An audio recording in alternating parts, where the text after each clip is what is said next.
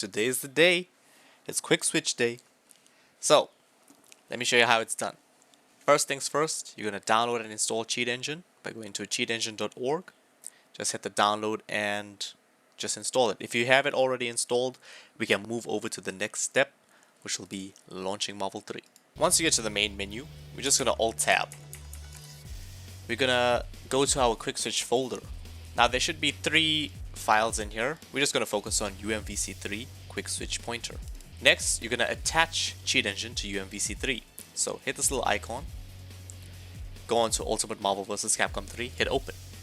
Any confirmation box that shows up, always hit yes.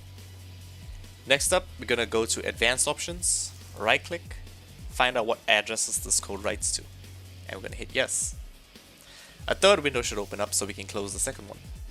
Afterwards, let's go back to the game, and now we're going to head into training mode.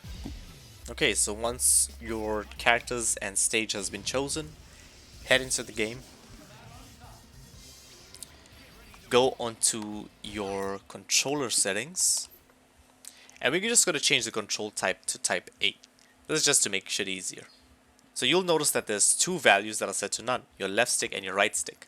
So even if you play on an arcade stick or something that doesn't really use these 2 thumbsticks, it doesn't matter. We're just going to set it to a value just so that Cheat Engine can populate a value. So I suggest putting left stick on light medium and right stick as medium heavy. That way there's no duplicate buttons and all our buttons are now populated. Once that's done, restart training mode. Next up, we go into Alt-Tab, go into Cheat Engine. You'll notice a whole list of values, but don't worry about anything. The address for the first one will always change, but will always end in 110.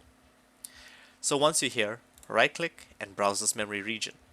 This is the last window to open up, so don't stress guys. We can close up this one.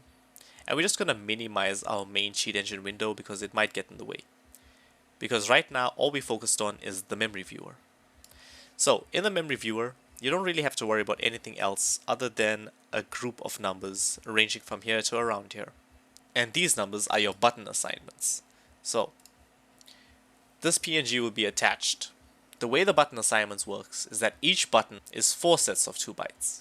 You'll notice that all player 1's buttons are in the red boxes and I put all player 2 buttons in the blue boxes. So whatever you're going to be doing for player 1, you can do it for player 2 and vice versa. It's also how you're going to find them. So if we put our Cheat Engine script next to each other with the image, we can kind of gauge where the buttons are. You'll notice that every button has at least 1 digit and then the rest are zeros. That makes it easier to find a button. So let's just say we want to make left trigger our quick switch 1. Quick switch 1 will only be attached to our assist 1. So right now Virgil is my assist 1. So left trigger currently is, let me just turn on my inputs. Left trigger right now is both my assists. We want to change that to just Virgil, so we need to find left trigger. We'll see that left trigger is around here, so let's just count it down. 1, 2, 3, 4, 5, 6, 7. So our 7th button, or our 7th data stack is our light trigger. And remember, it's in a set of 4, however the second set is 0, 3. To make this be assist 1's quick switch, we're going to change the 3rd set to 8, 0, and we're going to nullify the 2nd set. So let's firstly find left trigger.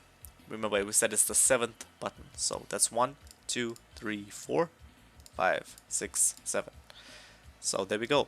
Remember, it's these 4. Thankfully, we have this little separator here, so it's easier to find that this here is left bumper, this here is right bumper, and then these 4 is left trigger. So remember, I said the 3rd set has to be 80.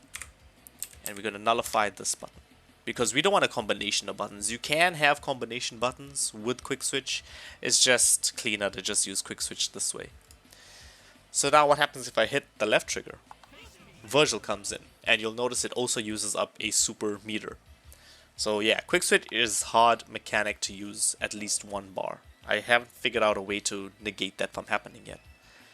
But now you'll notice 0 is my assist 1. So if I hit left trigger again, 0 comes through.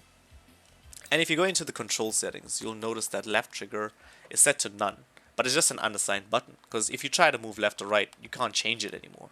The only way to change this back is to change your control type, and now you can change how assist 1 works. But once you do that, you'll override your current custom settings. So we're not trying to do that. We want to keep our current custom settings, so we're not going to override anything. This is just if you want to take out Quick Switch. So that's Quick Switch 1. What about Dante? How do we Quick Switch to Dante? So let's just say we want our right stick to be Dante. We have to find out our right stick, so let's use our image. We'll see that the right stick is located here. So let's count out how many buttons that is. 1, 2, 3, 4, 5, 6, 7, 8, 9, 10. So 10th button is our right stick in. So we're going to go here. 1, 2, 3, 4, 5, 6, 7, 8, 9, 10. And remember, it's these 4 that makes up our right stick. So we know that for character 1's Quick Switch, it's the 3rd byte that we change to 80. So for the second assist, it has to be the 4th byte, and we're going to change it to 0, 1. So we're going to nullify this first. We're going to go to the 4th byte of right stick, and that's 0, 1. Go back to the game. Just like before, right stick is now nullified. You can't change it. However, if you just click it in, you now get Dante. One thing to notice about Quick Switch though is you can only combo off of normal hits. Like that. However, doing specials, you can't Quick Switch until the special is done. If I shoot Hadangeki and try to switch, only after I have recovered, I can Quick Switch again. Another thing that's different with Quick Switch than normal assist is if you super jump, you can Quick Switch in the air. However, you can only Quick Switch to one character until you land again. But once you're on the ground, you can Quick Switch to any character any number of times as long as you have the meter. So there you go. That's the Quick Switch tutorial. Now if you want to do some advanced stuff, there are some button inputs. I'm going to use X as an example since it's the very first set of bytes here. So these 4 are X. There are certain inputs you can do that give you double inputs. So if I change this right now, which is light, to 9-0, it'll become none. And again, you can't change it again. However, if you notice in-game, it's pushing light and S at the exact same time. Now if you play Dante, that's a godsend because now you have one button bull cancel. So you can just do a combo into Stinger and one button bull cancel. So there you go. You can just play around and you guys can find out whatever you want. The way this table works is right here. This is your guide essentially. These are your hex bytes. So you can only use values from 0 through 9 in numericals and A to F in your alphabet. So after 9 will come A. So what does A do?